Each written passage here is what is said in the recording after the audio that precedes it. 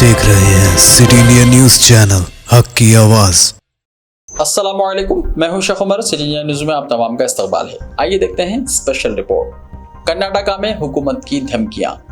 तो टॉपिक शुरू करने से पहले आप तमाम से गुजारिश करूंगा कि वीडियो को लाइक शेयर करते हुए हमारे इस यूट्यूब चैनल को सब्सक्राइब ज़रूर कर लीजिए, ताकि ऐसी ही दिलचस्प और मालूमाती वीडियोस आइंदा भी आपको मिलती रहे। जनूबी हिंद में बीजेपी के इख्तियार वाली वाहिद रियासत कर्नाटक में ऐसा लगता है कि खुद रियासती हुकूमत का कोई मॉडल नहीं है और ना ही उसका अपना कोई प्रोग्राम है। हुकूमत रियासत के कामकाज को मौसर ढंग से चलाने में नाकाम रही है।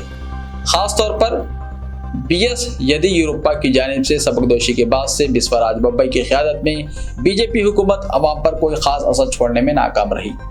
ताहम अब जबकि रियासत में असम्बली इंतखाबात का वक्त करीब आता जा रहा है, तो हुकूमत के सरबराह चीफ मिनिस्टर बिस्वराज बब्बई और उनकी काबीना के अरकान की जानिब से एक तरह से अवाम को खास तौर पर अक़लियतों को खुलेआम धमकियाँ दी जाने लगी हैं।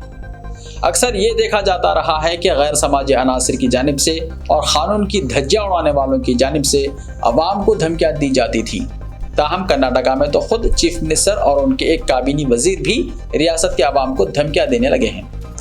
बीजेपी के कारकुन के कत्ल के बाद तनकीदों का सामना करने वाले चीफ मिनिस्टर ने कल कहा था कि रियासत की सूरत हाल अगर ख्वाबों में नहीं आती है तो फिर यहाँ योगी मॉडल अपनाया जाएगा। एक तरह से उन्होंने चीफ मिनिस्टर उत्तर प्रदेश का हवाला देते हुए रियासत के मुसलमानों और अक़लियतों को धमकाने की कोशिश की थी। उन्होंने ये तासुर देने की भी कोशिश की कि मुसलमानों को दबाने और कुचलने से रियासती हुकूमत गुरेज नहीं करेगी। इस तरह रियासत के एक वजीर अश्वत्थ नारायण ने आज मजीद धमकी देते हुए कहा कि कर्नाटका की हुकूमत उत्तर प्रदेश हुकूमत से भी 5 कदम आगे जाते हुए काम करेगी और मुलजिमीन का इनकाउंटर करने से भी गुरेज नहीं किया जाएगा। ये खुलेआम धमकी है और एक तरह से अदालती अमल की हितक करने की कोशिश की जा सकती है। कोई अगर मुलजिम है तो उसके ताल्लुक से फैसला करने और सजा देने का इख्तियार सिर्फ अदालतों को हासिल है। ताहम हुकूमत इनकाउंटर की धमकी देते हुए कानून की धज्जियां उड़ा रही है। इससे जाहिर होता है कि कानून को हाथ में लेने से खुद हुकूमत गुरेज नहीं करेगी। कर्नाटका में बीजेपी की जानिब से अब तक कोई अवामी फलाह और बहबूद के काम नहीं किए गए। सिर्फ नज़ाई और इख्तलाफी मसाइल और हिंदू मुस्लिम की सियासत को ही फ़रोग़ दिया गया है। बीजेपी का एहसास है कि वो जनूबी हिंद के इस रियासत में अपने इख्तिदार को सिर्फ फ़िरका परस्ती को हवा देते हुए ही बरकरार रख सकती है। कर्नाटका में हिजाब का मसला पैदा किया गया था, जो सारे मुल्क में तवज्जो हासिल कर गया था। इसके बाद हलाल गोश्त के खिलाफ मुहिम चलाई गई, इसको भी मजहबी रंग देकर इस्तेसाल करने के इक़दाम किए गए। फिर रियासत कायदीन की जानिब से नफरत अंगेज बयानात और इश्तियाल अंगेजियों का सिलसिला मुसलसल जारी रखा गया। ये एक मुनज़्ज़म साजिश का हिस्सा कहा जा सकता है और ये कोशिश है कि फ़िरक़ावाराना जज्बात का इस्तेहसाल करते हुए अपने इख्तिदार को मुस्तहकम रखा जा सके।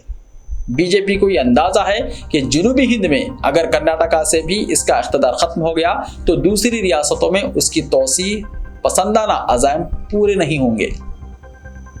तेलंगाना पर बीजेपी ने तवज्जो की हुई है और कर्नाटका इसके हाथ से निकल जाता है तो तेलंगाना पर भी इसके मनफी असरात मुरत्तब होंगे। यही वजह है कि हुकूमत के सरबराह और दूसरे जिम्मेदारान तक कानून को खातिर में लाने तैयार नहीं हैं और ऐसे इश्तियाल अंगेज बयान देते हुए अक़लियतों में खौफ पैदा करने की कोशिश कर रहे हैं। कानून की पासदारी करने का हलफ लेने वाले कानून की धज्जियां उड़ाने से गुरेज नहीं कर रहे हैं। जिस तरह से कर्नाटका के वजीर ने इनकाउंटर की धमकी दी है, इससे पता चलता है कि बीजेपी के इख्तियार वाली दूसरी रियासतों में इनकाउंटर्स पूरी मंसूबाबंदी के साथ किए जाते हैं।